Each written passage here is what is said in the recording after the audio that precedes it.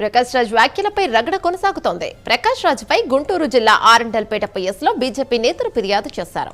ప్రకాష్ రాజ్ తక్షణమే క్షమాపణ చెప్పాలన్నారు. బీజేపీ నేతలు ప్రకాష్ రాజ్పై కేసు నమోదు చేయకపోతే ఇక ఏపీ వ్యాప్తంగా కూడా ఆందోళన చేస్తామన్నారు.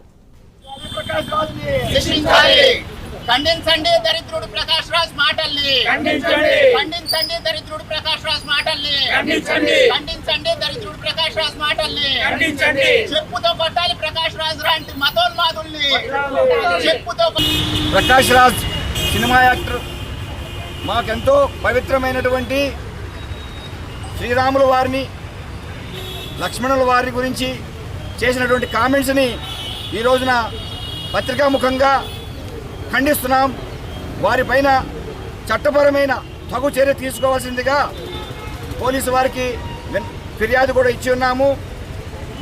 మరియు నిర్మాత మండలికి కూడా ఈ సందర్భంగా తెలియజేసేది ఏమిటంటే, ప్రకాష్ రాజ్ గారిని ఏ విధమైనటువంటి సినిమాల్లో కూడా నటింపనీయవద్దు. అతను నటిస్తే అటువంటి సినిమాలను మేము ఆడనివ్వమని హిందూ మూలంగా తెలియపరుస్తున్నాం. కాబట్టి ప్రకాష్ రాజ్ నటించినటువంటి సినిమాలు ఏవి కూడా ఎవరూ చూడవద్దని కూడా హిందూ మూలంగా తెలియజేస్తున్నాం. గుంటూరు నగరంలో అరండల్పేట పోలీస్ స్టేషన్లో సినీ నటుడు ప్రకాష్ రాజ్ రాముల వారిపై చేసిన అనుచిత వ్యాఖ్యలపై ఈరోజు అరండల్పేట పోలీసు వారికి కంప్లైంట్ చేయడం జరిగింది. ఇది రాష్ట్ర వ్యాప్తంగా ఉన్న మా ఆధ్యాత్మిక సంస్థ శివశక్తి అనే పేరుతోటి ఈరోజు అతని మీద హర్షవర్ధన్ గారితో ఫిర్యాదు చేయడం జరిగింది. న్యాయవాదులు, శివశక్తికి సంబంధించిన కార్యకర్తలు, రాముల వారి భక్తులు అందరూ కలిసి ఈరోజు గుంటూరు నగరంలో వారి మీద ఫిర్యాదు చేయడం జరిగింది. అనేకమైన సినిమాల్లో హిందూ దేవీ దేవతలను ఆరాధించినట్టు ప్రకాష్ రాజు యాక్ట్ చేయడం జరిగింది. సిగ్గుండాల ప్రకాష్ రాజుకి, మనం ఎవరికి పుట్టాము, మన DNA టెస్టులు చేయించుకోవాలి. నీకు నిజంగా సిగ్గు శరం ఉంటే ఈ దేశ పౌరుడైతే భారతదేశంలో ఎవరైనా కుటుంబ వ్యవస్థ ఎవరైనా సీతారాముల వారిగా ఉండాలంటారు.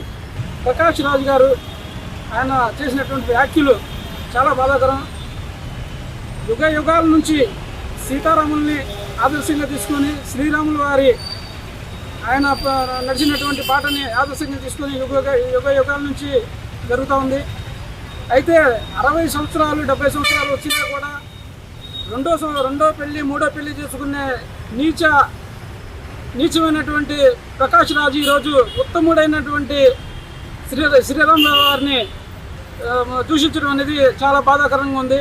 వెంటనే ఆయన మీద చర్యలు తీసుకొని ఆయన శిక్షించే విధంగా రెండోసారి ఇటువంటి ఏది కూడా ఆయన వ్యాఖ్యలు చేయకుండా ఉండే విధంగా చేయాలని చెప్పి కోరుకుంటున్నాం.